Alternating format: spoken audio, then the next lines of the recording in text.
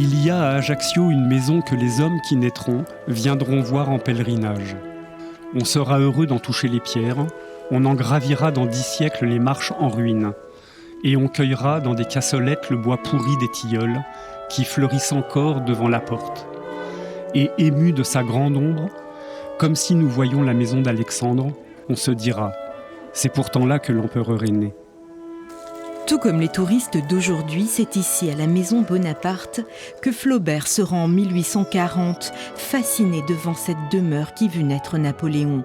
Le Normand d'à peine 19 ans a posé le pied sur l'île un peu par hasard. Son voyage est une récompense pour sa réussite au baccalauréat. Il va vraiment faire ce qu'on appelle du tourisme, et presque du tourisme moderne. Il est allé sur des sentiers qui sont aujourd'hui les sentiers du GR20. Il fait des descriptions comme le ferait un jeune homme qui arrive dans une île, qui est émerveillé et aussi surpris par tout ce qu'il peut voir. Le séjour durera en tout 2 semaines, le temps d'un rapide parcours entre Ajaccio et Bastia. Ce qui est très surprenant, c'est que Flaubert ne considère pas à l'époque que la Corse fait partie de l'Europe. Il écrit « Il ne faut pas juger la Corse avec nos idées européennes ». Donc c'est vraiment que dans sa tête, la Corse ne fait pas partie de l'Europe. Il a cette vision, comme l'ont beaucoup d'auteurs du 19e siècle, qu'on est dans une terre exotique.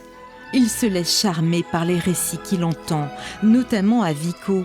Cela lui inspirera quelques pages de son roman « Voyage dans les Pyrénées et en Corse », des histoires qui piquent l'intérêt de son jeune protégé, un certain Guy de Maupassant. Maupassant vient en Corse en 1880, 40 ans après, mais il a encore le souvenir des histoires que lui a racontées Flaubert. Et bien évidemment, sur les pas de son père spirituel, Maupassant va à Vico et sillonne la région. À Vico, sa mère vient en convalescence, ce qui le bloque dans ses pérégrinations. Il s'ennuie et porte régulièrement son courrier à la poste, autrefois au premier étage de cette bâtisse.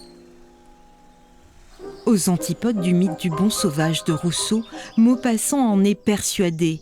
Paysage, société et mœurs, tout dans l'île respire les débuts cruels de l'humanité. La Corse sauvage est restée telle qu'en ses premiers jours.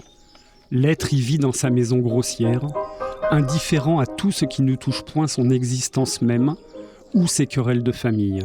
Il est resté avec les défauts et les qualités des races incultes. Violent, haineux, sanguinaire avec inconscience. Mais aussi hospitalier, généreux, dévoué, naïf, ouvrant sa porte aux passants et donnant son amitié fidèle pour la moindre marque de sympathie. Auparavant, il a pris un temps ses quartiers à Ajaccio, ici, à l'Hôtel de France. Bien que chroniqueur pour le Gaulois, l'écriture n'est pas sa priorité et il fréquente assidûment les maisons de tolérance. Maupassant était très fier et dans ses lettres, il raconte évidemment toutes ses histoires dans les moindres détails et il raconte comment il a pu introduire en Corse une nouvelle pratique qu'il a expérimentée dans ses maisons closes. Des plaisirs charnels qui ne le détourneront pas pour autant du choc esthétique des paysages, comme ici à Piane. Il s'en inspirera pour écrire son best-seller, Une vie.